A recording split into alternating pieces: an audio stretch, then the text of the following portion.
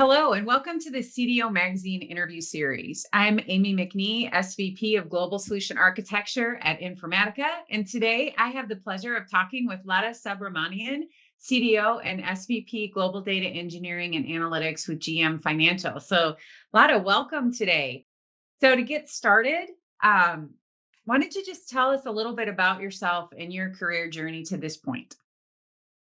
Thank you for having me, CDO Magazine, as well as Amy. Appreciate you facilitating today's session. Great to meet you. So, by way of introductions, I'm Latha Subramanian. I'm Senior VP of Data Engineering and Analytics at GM Financial.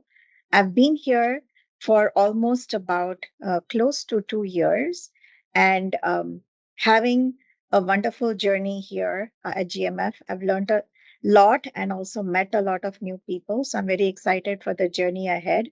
We are doing a lot of great things here. A little bit about my background. I am an influencer. I am also a executive board member of CDO magazine. I contribute pretty extensively to the magazine and all of the publication events around the country and also host panels. Very excited to be here today. As it relates to my professional work experience, I have 28 years of experience in the field of data and analytics. I started my career out of Miami University. When I was working on my master's in systems analysis, I was recruited by GE Aviation for their information management leadership program. And that began my adventures in the field of data and analytics. Over the course of 28 years, I have held progressive positions in leadership in various industry verticals such as healthcare, textbook publishing, financial services, insurance industry, and payment processing, as well as high tech solutions. My last journey or my last career adventure was at Salesforce. I worked at Salesforce and led the largest implementation of Tableau in the world, as well as the modernization and digitization of their data platforms. Wow, there's a lot. You have had a lot of different kinds of experiences in different industries and different types of companies between like commercial companies, healthcare, financial services, software.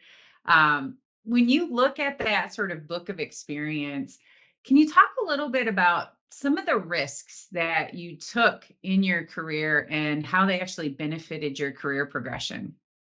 Absolutely. I think when you look at your career, you should be that person who's ready to explore and not only look at what is already out there laid out as a plan for you or your career path, but be willing to take some calculated risks along the way and be able to have an open mind and explore other avenues. So I will go to a couple of examples. Firstly, I would say my experiences at Salesforce have really defined me as an individual. When I was handed the responsibility to lead the largest implementation of Tableau across the world within Salesforce, as we had just purchased the product, I quickly came to a realization that we have several competitive analytics technologies that Salesforce owned, and we very quickly had to come up with a sunset path for those and deprecate those and bring some cost savings because we were all moving to Tableau as a company. And it was a very difficult decision for the company because a lot of our customers have adopted SAP, especially in finance, and they were very reluctant to move away from the competitive technologies and adopt and embrace Tableau completely. So, working very closely with enterprise product architecture, one of the biggest risks I took was to be able to deprecate those competitive technologies successfully and be able to bring all of our customers onto Salesforce and rationalize the cost for Salesforce. And we were able to do that very effectively with a lot of careful execution, planning, vision, and strategy, and be able to produce close to $5.7 million dollars in savings for Salesforce over 2 years. And able to deprecate some of those competitive technologies. But it wasn't an easy road getting there. right? So that's one of the biggest risks I've taken recently. The second big risk I would say is just looking individually at my career. I was very content being in healthcare. I was in healthcare for over 4 years at a Fortune 10 healthcare company, McKesson, and for about 6 years in Baylor's healthcare system, reporting directly to the CIO. And I was very comfortable leading a large SAP ERP implementation and data analytics. But I decided that I wanted to be a generalist and not a specialist in healthcare, which made me leave my role, and I decided to pivot into Salesforce and sign up for my next adventure in high tech. So I think I've taken risks every single way in different ways. One, I've tried to explore into avenues and other industry verticals which have broadened my horizons. And at work, I continue to look at what are the things that can be done effectively to create a savings and impact the bottom line for the company. I think always a good tack to take, right? So, Absolutely. we talk a lot about women in leadership roles and things like that in tech, and we still only see about 17% of CEOs at, as female in tech companies. But a lot of times, it has to start younger. And so, we have to get people interested in the field right from the beginning. And so I wondered if you had any thoughts on how to get more females interested in STEM education and STEM careers. Any thoughts on that? So, Amy, here's an interesting statistic for you on that question. I was reading an article somewhere where it said 91% of women leave their STEM careers, and it's not for family reasons. Okay. The breakdown is, and I have it in front of me, women leave because they feel undervalued, 38%, have unsupportive managers, 21%, face exclusionary behaviors in the workplace, 19%, or have no growth opportunities, 13%. That is profound, right? So, what can we do in corporate America to shatter the glass ceiling? We have to do it, right?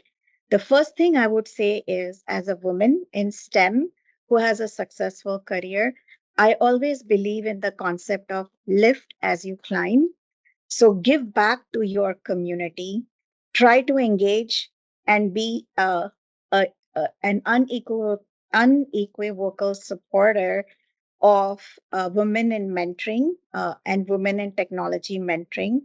Give back to your community. Always be there for women who ask you for help and support.